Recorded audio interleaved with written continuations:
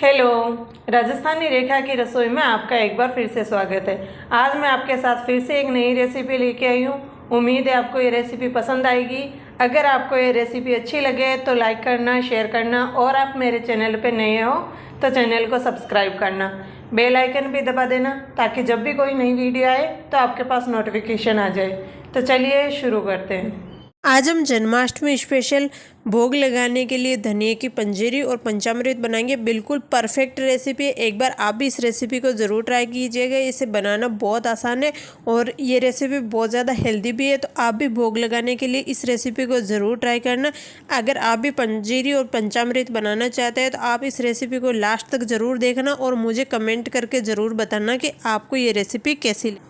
आज हम जन्माष्टमी स्पेशल पंजीरी बनाएंगे। इसके लिए मैंने यहाँ पे एक पैन ले लिया, गैस ऑन कर देंगे और इसमें हम साबुत धनिया डालेंगे। तो आप जितनी क्वांटिटी में पंजीरी बनाना चाहते हैं आप उतनी क्वांटिटी में धनिया ले लीजिए। मैंने यहाँ पे 1.5 कटोरी धनिया लिया है और गैस की फ्लेम हमें मीडियम रखनी है और मीडियम फ्लेम पर हमें धनिया को अच्छे से रोस्ट कर लेना है। इसमें हमें कुछ भी नहीं डालना है, घी तेल कुछ नहीं डालना है। बस 4 से 5 मिनट के लिए सूखे में इसको अच्छे से भून लेना है। अगर आपके पास साबुत धनिया नहीं है तो आप इसकी जगह धनिया पाउडर ले सकते हैं और अगर आप धनिया पाउडर ले रहे हैं तो आप पैन में 2 चम्मच घी डाल दीजिए और घी डालने के बाद आप इसमें धनिया पाउडर डाल के अच्छे से 3 से 4 मिनट के लिए भून लीजिए। मैं यहाँ पे साबुत धनिया से बनाती हूँ। साबुत धनिया से पंजीरी का जो स्वाद है वो एकदम अलग आएगा और बहुत टेस्टी हमारी पंजीरी बन के तैयार होगी।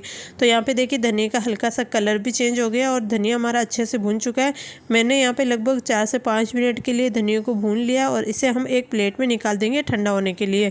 जब तक धनिया ठंडा हो रहा है तब तक हम बाकी की तैयारी कर लेते हैं। तो मैंने यहाँ पे पैन में 1 चम्मच घी डाल दिया है और जैसे ही घी गर्म हो जाएगा हम इसमें डाल देंगे मखाने। मैंने यहाँ पे 1 कटोरी मखाने लिए। आप चाहे तो यहाँ पे मखानों की क्वांटिटी कम ज़्यादा कर सकते हैं। तो यहाँ पे सबसे पहले हमें मखानों को अच्छे से रोस्ट कर लेना है। यहाँ पे मैंने थोड़ा सा घी डाला है। घी डालने से मखानों में जो फ्लेवर है वो अच्छा आएगा और मखाने हमारे एकदम क्रिस्पी बन के तैयार हो जाएंगे। तो यहाँ पे हमें मखानों को भी 4 से 5 मिनट के लिए भून लेना है। 4 से 5 मिनट में मखाने हमारे अच्छे से क्रिस्पी हो जाएंगे। आप इसमें सारे ड्राई फ्रूट अपने पसंद के हिसाब से ले सकते हैं। अगर आपके पास मखाने नहीं है तो आप इन्हें स्किप कर सकते हैं। तो यहाँ पे देखिए मखानों को भूनते हुए मुझे 4 से 5 मिनट हो गए।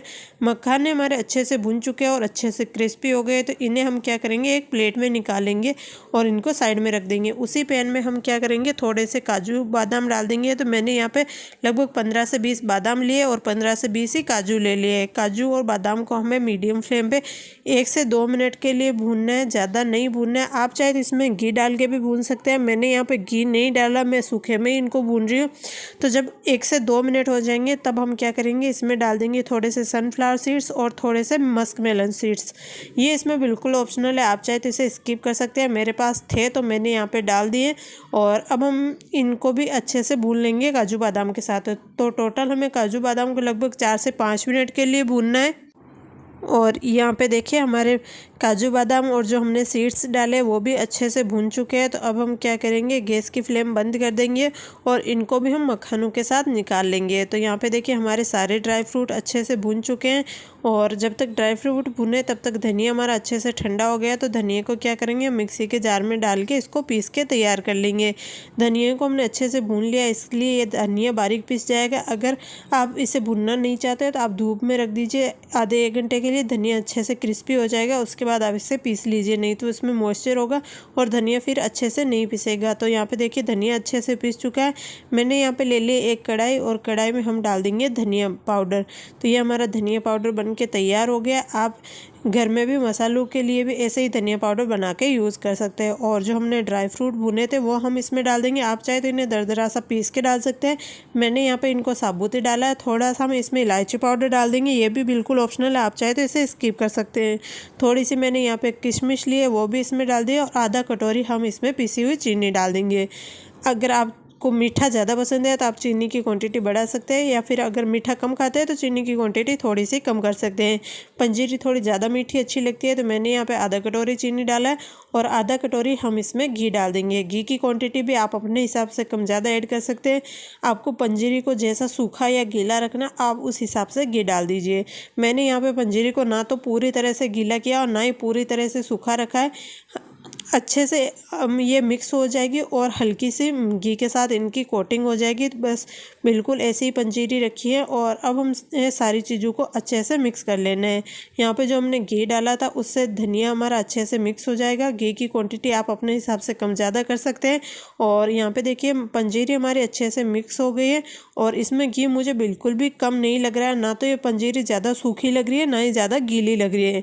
मुझे ये पंजीरी बिल्कुल परफेक्ट लग रही है। अगर आप चाहें तो इसमें घी और डाल सकते हैं। तो पंजीरी को हमने अच्छे से मिक्स कर लिया है और अब हम इसे सर्व कर लेंगे। आप भी जन्माष्टमी के लिए एक बार इस तरह से पंजीरी बना के देखिए, आपको ये बहुत पसंद आएगी। और मैंने थोड़े से काजू बादाम को साइड में रख लिया था ताकि हम उसे बाद में गार्निश के लिए यूज़ कर सकें। और यहाँ पे मैंने एक तुलसी का पत्ता भी लिया है जो कि प्रसाद में रखा जाता है। तो ये हमारी मज़ेदार सी पंजीरी तैयार है। उम्मीद है आपको ये पंजीरी की रेसिपी अच्छी लगी हो। अगर रेसिपी अच्छी लगी हो तो वीडियो को लाइक करना, अपने फैमिली एंड फ्रेंड्स सभी के साथ शेयर ज़रूर करना और मुझे कमेंट करके ज़रूर बताना कि आपको ये रेसिपी कैसी लगी। आप जन्माष्टमी पे प्रसाद के लिए क्या बनाते हैं ये भी मुझे कमेंट करके ज़रूर बताना। तो यहाँ पे देखिए मैंने तुलसी के पत्ते से पंजीरी को गार्निश कर लिया। तो आप भी एक बार इस तरह से पंजीरी बना के देखिए, आपको बहुत पसंद आएगी। अब हम बनाएंगे पंचामृत। इसके लिए हमें सारी चीज़ें एक परफेक्ट मेजरमेंट के साथ लेनी है। तो सबसे पहले हमें लेना है दूध। मैंने यहाँ पे 2 ग्लास कच्चा दूध लिया। आप जितनी क्वांटिटी में पंचामृत बनाना चाहते हैं आप उस हिसाब से सारी चीज़ें मेजर करके ले लीजिए। और जितना हमने दूध लिया उसका आधा हमें लेना है दही। तो हमने यहाँ पे 2 ग्लास कच्चा दूध लिया था, छोटी वाली ग्लास लिए, उसका आधा हमने 1 ग्लास दही ले लिया है। दही के बाद हम इसमें डालेंगे चीनी। तो चीनी की क्वांटिटी मैंने यहाँ पे आधा ग्लास रखा है। चीनी डालने के बाद हम इसमें डालेंगे घी। तो चौथाई ग्लास हमें इसमें घी डालना है। जितने हमने चीनी डाली उसका आधा हमें घी डालना है। और चौथाई ग्लास से भी कम हमने जितना घी डाला है उससे कम हमें इसमें डालना है शहद। शहद डालने के बाद हमें इन सभी चीज़ों को अच्छे से मिक्स कर लेना है। हमें चीनी घुलने तक पंचामृत को अच्छे से मिक्स कर लेना। आप जो भी चीज़ें ले रहे हो वो सारी मेजरमेंट के हिसाब से ले लीजिए। अगर आप 1 चम्मच इसमें शहद ले रहे हैं तो आप घी 2 चम्मच ले लीजिए। 2 चम्मच हमने घी लिया तो चीनी इसमें 4 चम्मच जाएगी। उसके बाद इसमें दही जाएगा 8 चम्मच और 16 चम्मच जाएगा दूध। तो सारी चीज़ें इसी हिसाब से मेज़र करके ले लीजिए आप। तो यहाँ पे देखिए हमने पंचामृत को अच्छे से मिक्स कर लिया। चीनी इसमें घुल चुकी है। तो अब हम इसे सर्व कर लेते हैं और इसे भी हम तुलसी के पत्ते से गार्निश कर लेते हैं। तो लीजिए तैयार है हमारा मज़ेदार सा पंचामृत। आप भी इसी तरह से परफेक्ट मेजरमेंट के साथ पंचामृत बनाएंगे तो आपका पंचामृत बहुत टेस्टी बनेगा। तो लीजिए तैयार है हमारा जन्माष्टमी स्पेशल प्रसाद के लिए पंचामृत। उम्मीद है आपको ये रेसिपी पसंद आई होगी। अगर आपको रेसिपी अच्छी लगी हो तो वीडियो को लाइक करना, अपने फैमिली एंड फ्रेंड्स सभी के साथ शेयर ज़रूर करना और मुझे कमेंट करके ज़रूर बताना कि आपको ये रेसिपी कैसी लगी। अगर आप कोई और रेसिपी देखना चाहते हैं तो भी मुझे कमेंट करके बताइए, मैं आपके साथ वो रेसिपी ज़रूर शेयर करूंगी। और मेरे चैनल को ज़रूर से सब्सक्राइब करना। मिलते हैं फिर से एक नई रेसिपी के साथ। आज हम जन्माष्टमी स्पेशल बहुत ही मज़ेदार नारियल की बर्फ़ी बनाएंगे। ये बर्फ़ी सिर्फ 10 से 15 मिनट में बन के तैयार हो जाती है और बहुत टेस्टी बनती है, मुँह में जाते ही घुल जाती है। तो आप एक बार इस रेसिपी को ज़रूर ट्राई करना। इसके लिए हमें सबसे पहले कढ़ाई में 2 चम्मच घी डाल देना है और उसके बाद हम इसमें 1 गिलास दूध डालेंगे। थोड़ा सा मैंने दूध यहाँ पे एक्स्ट्रा डाला है जिससे कि हम जब ये दूध गर्म हो जाएगा तब हम इसको थोड़ा सा साइड में निकाल देंगे केसर घोलने के लिए। तो यहाँ पे देखिए दूध में अच्छे से उबाल आ गया है। तो मैंने एक कटोरी में थोड़ा सा दूध साइड में निकाल लिया जिससे कि केसर का कलर इसमें जल्दी से आ जाए। यहाँ पे मैंने 4 से 5 धागे केसर के डाल दिए और इसे हम साइड में रख देते हैं जब तक कि इसमें कलर आ जाए। और यहाँ पे देखिए दूध में अच्छे से उबाल आ गया है। तो एक बार हम दूध को अच्छे से चला लेते हैं। उसके बाद हम इसमें डालेंगे मलाई।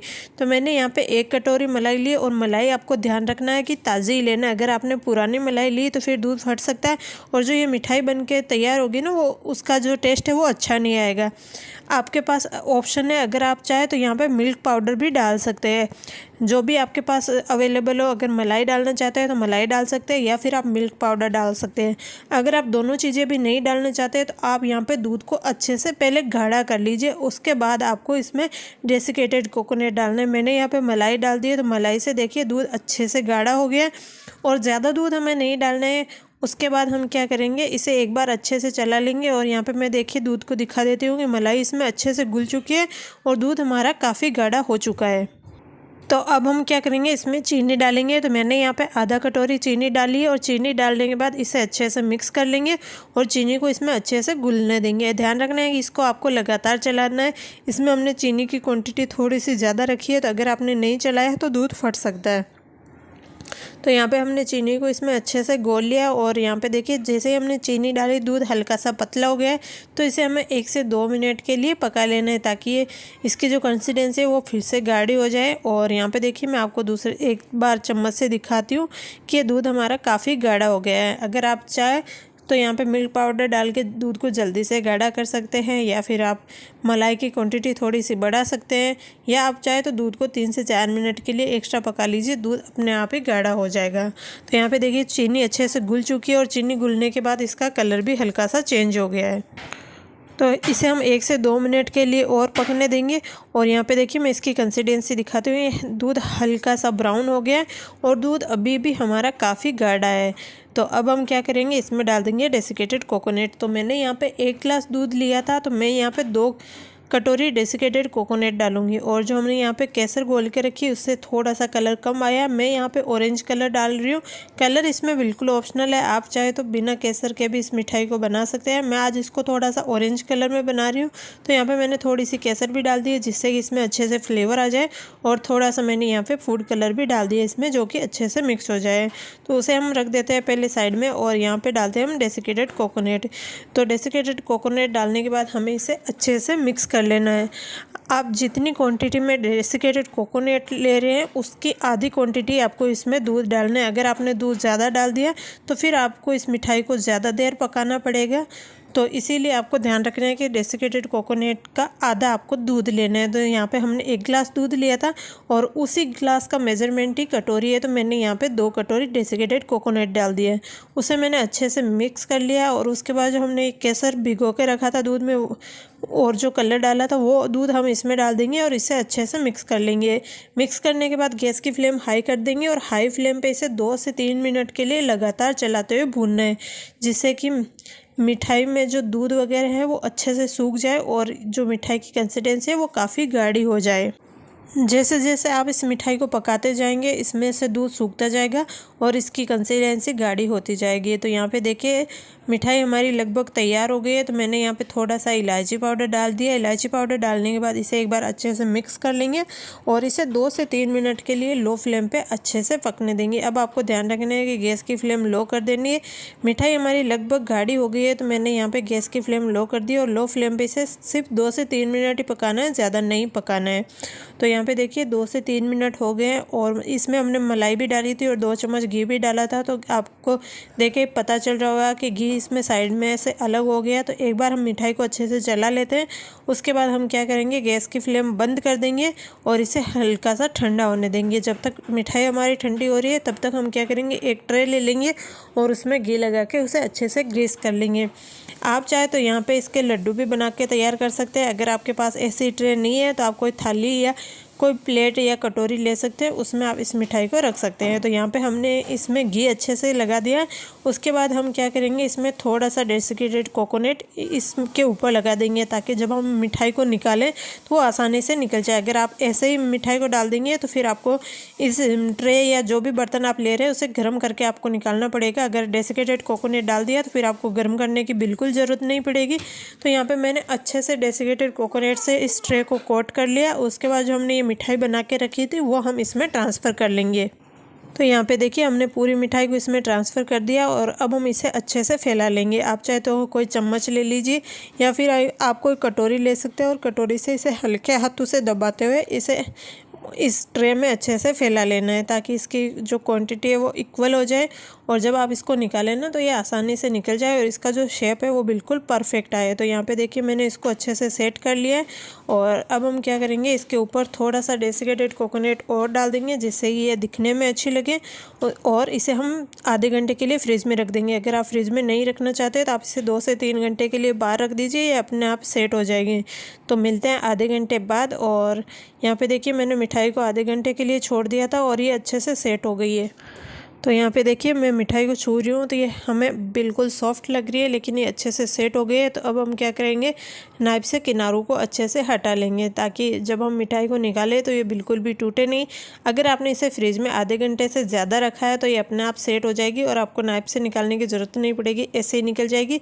मैंने इसे सिर्फ 10 मिनट के लिए फ्रिज में रखा था और उसके बाद मैं इसे निकाल रही हूँ। तो यहाँ पर देखिए चारों किनारों से मैंने इसे अच्छे से निकाल लिया। उसके बाद हम क्या करेंगे, इसके ऊपर एक प्लेट रखेंगे और उसके बाद आपको इसे उल्टा करना है और हल्के हाथों से इसे टैप करेंगे तो ये मिठाई आराम से निकल के तैयार हो जाएगी। तो यहाँ पे देखिए मिठाई हमारी अच्छे से निकल गई है। जो हमने डेसिकेटेड कोकोनट डाला था उससे ये तले में बिल्कुल भी चिपकी नहीं है। तो अब हम इसे क्या करेंगे, कट कर लेंगे। तो मैं यहाँ पे इसको स्क्वायर शेप में कट कर रही हूँ। आप चाहे तो इसे ट्रायंगल शेप में या फिर काजू कतली के शेप में भी काट के तैयार कर सकते हैं। अगर आप इसको रखना नहीं चाहते, आपके पास टाइम नहीं है, तो आप इसके सीधे डायरेक्ट लड्डू भी बना के तैयार कर सकते हैं। तो यहाँ पे देखिए मैंने इसको काट के तैयार कर लिया है। आप इसकी साइज़ भी अपने हिसाब से कम ज़्यादा रख सकते हैं। मैंने यहाँ पे इसको स्क्वायर शेप में रखा है और आपको काटने से ही पता चल रहा होगा कि हमारी मिठाई कितनी सॉफ्ट बन के तैयार हुई है। तो यहाँ पे देखिए मैं आपको एक पीस उठा के दिखाती हूँ कि हमारी मिठाई कितनी परफेक्ट बनी है। और इस मिठाई को आप जब खाएंगे ना तो ये मुँह में जाते ही घुल जाएगी। इतनी मज़ेदार बनी है कि आप ने अगर एक बार इस मिठाई को बना लिया है ना तो आप हर बार ये मिठाई ज़रूर बनाएंगे। इसे बनाना भी बहुत आसान है और झटपट ये बन के तैयार हो जाती है। तो अब हम क्या करेंगे, इसके ऊपर थोड़ा सा डेसिकेटेड कोकोनट और डाल देंगे जिससे कि ये दिखने में अच्छी लगे। और अब हम इसे सर्व कर लेते हैं। तो लीजिए, तैयार है हमारी मज़ेदार सी नारियल की बर्फ़ी। उम्मीद है आपको ये रेसिपी पसंद आई होगी। अगर आपको रेसिपी अच्छी लगी हो तो वीडियो को लाइक करना, फैमिली एंड फ्रेंड्स सभी के साथ शेयर ज़रूर करना और मुझे कमेंट करके ज़रूर बताना कि आपको ये रेसिपी कैसी लगी। मिलते हैं फिर से एक नई रेसिपी के साथ।